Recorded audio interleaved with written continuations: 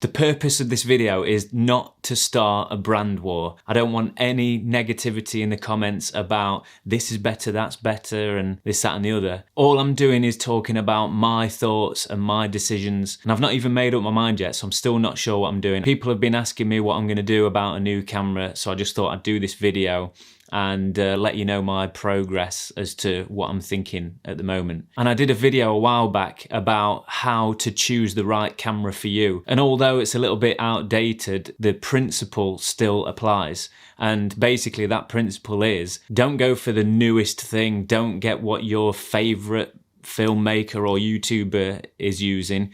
Go for what suits your style the best, and that's why I'm making this video, because I just want to remind everybody of that point. The camera that you should get is the one that suits your style best. What features do you need, and does that camera have those features or not? That's it. That is it. It doesn't matter what brand it is, because they're all so good these days. It really doesn't matter. What's more important is if it works for you. So with all that out of the way, let's get on with the video. As you're all aware, there's been a heap of cameras come out recently. The Canon EOS R6 and R5, and then more recently the new Sony A7s III. Now I use the Canon EOS R at the moment, and that's my favourite camera I've ever owned. I really love it, and I use it on everything at the moment. When the R5 got announced and I heard the price, I thought, yeah, I'm not going to be upgrading to that anytime soon. And also it had 8K, and I just thought, I'm never going to use 8K. I'm just never going to use it, especially not in the near future. But then the R6 got released, and it was almost half the price, and I thought that is definitely something worth looking at. So I had my heart set on the R6 for the price, and also it was like a decent upgrade from the R. It was full frame in all the 4K modes. It's got better slow-mo, but the thing that really stood out to me was the fact that it did 10-bit 422 internally. So I wouldn't have to use the Ninja 5 monitor external recorder all the time. So that really stood out to me, and I was like, great, that's the one, got my heart set on that. Then all these videos came out about those two cameras overheating, and I wasn't really too fussed about that, because they were overheating in the modes that I wouldn't really use that often, especially on the R5. So that didn't bother me. Then I heard the new Sony was being released, and I thought, yeah, I'm not too interested in that. I don't really mind. I've had a Sony in the past, the A7 III, and I actually switched back to Canon after using that. There was just something about it that didn't quite work for me. Great camera, loads of great features, and I made the most of it when I had it. It was really good camera. But there was just something about the R that I favoured over the Sony. I think it was the colours. Anyway, I stumbled across a couple of videos about the Sony A7s III, the new Sony, and it actually caught my eye, and I've been researching so much over the past 4 or 5 days about this camera and comparing it to the new Canon line as well. I have to say, it does seem like a better option for me. And I'll tell you my reasons why in a second. When I'm researching about a new camera, I like to get loads of different people's points of views and see what they think of it and how they're using it as well, and try and find people that are using it in a similar way to me and get their perspectives on it. I don't just take one person's point of view, because that way you're never going to get a true sense of what the camera's like and if it's going to work for you either. So I've watched a ton of videos. I've spent hours and hours watching videos on all of these cameras.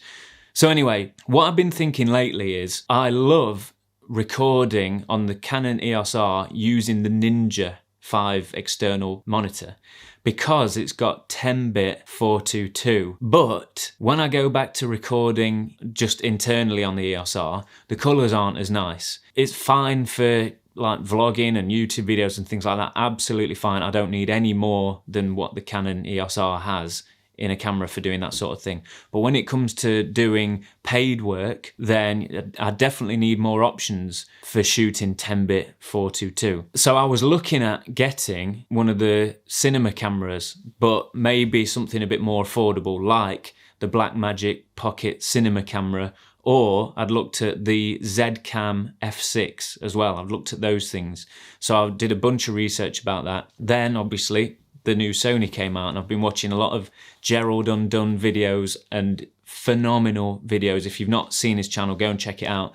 Heavily into the technical side of things, which I was never bothered about before. But when you're spending thousands of pounds on a camera, sorry mum, you need to make sure that you're doing the research and you're getting the most out of it that you need for the price. So he is definitely somebody that's worth checking out if you're doing serious research on your next camera. Saved me, because he's totally unbiased. He's not a fanboy of any camera in particular. He just speaks about the features and gives you all the information. So really good channel to check out. I'll leave a link below. Gerald Undone. So I was looking at the cinema cameras, looked at the Blackmagic Pocket cinema camera and the Zcam and a couple more, and maybe a used Canon C300 or something like that. But then this Sony came out. It really surprised me with what they've done.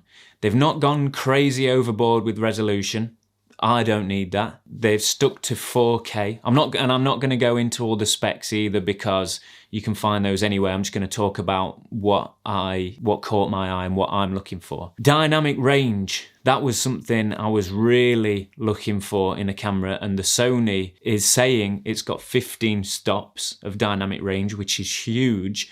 Gerald Undone did a review and he said it's got around 13 stops of usable dynamic range. Now that is incredible. That matches some of the cinema cameras. For that size camera, that's incredible. So that's what I was looking for. Dynamic range, 10-bit color. That's another thing I was looking for. It's got that. It's full frame. That's another thing. Full frame. It's got a bunch of codecs to choose from. But what really did it for me was the no record limits. So you can record for as long as you like, obviously, as long as your memory card and the battery lasts. However, you can open the memory card doors and swap the memory cards, and it will still keep going, so you don't have to stop recording. And you can also power the camera via USB, so you can record for days without stopping whatsoever. So I think that tipped it for me over the Canons. And I never really thought about that before, because I just thought the smaller DSLR cameras or mirrorless cameras never were going to have that feature anyway. So when I'm doing jobs where I need longer recording times, I've always just taken two cameras and timed it so that when I stop one, the other one's going, and then get it started again. It's all a bit confusing. But I thought in the future, I'll hire a camera that can just sit and roll for the entire show or whatever I'm filming. But when Sony announced that it had no record limits, that changed the game for me, because it just opened up so many doors. Just little things like, I've been doing some interviews with people for the channel. Every 30 minutes I have to stop and start again. Whereas this, I won't have to worry about it. It's just one extra thing that you don't have to worry about. So it's a really good feature that they've done that. And it just lends itself heavily to the video people. Now the price of the Sony is in between the R6 and the R5, so it's a great price range. The only thing is that I'll have to start investing in Sony lenses again, but it's one of those things, isn't it? If I went for another cinema camera brand, I'd have to get another lens set anyway, because I've got the RF lens at the moment. So I'd still have to get another lens regardless. The Sony obviously is well known for its low light capabilities, and I have to admit, there are times when you get noise and all that horrible grain in your shadows of your image, and it's something I really dislike. And even when things are exposed really well, always seem to get that noise somewhere. So that'll be really nice not having to worry about that. You know, I do have my reservations about it. Like, I love the Canon. I love the Canon bodies and the lenses and just the look of it. And the colours have always been really good. But that's another thing, because Sony have worked on the colours, and they're now saying that this new Sony is very, very, very similar to the Canon C300 range. And so that, to me, says a lot about this new Sony camera. So I think what I'm going to do is give it a go. I might hire one, or maybe do a comparison video between that and the R6. I'm not going to do it against the R5 because the only real difference is 8K, and I'm not going to film in 8K, and the Sony doesn't have 8K. If you need that crazy resolution, then it might be worth going for the 8K.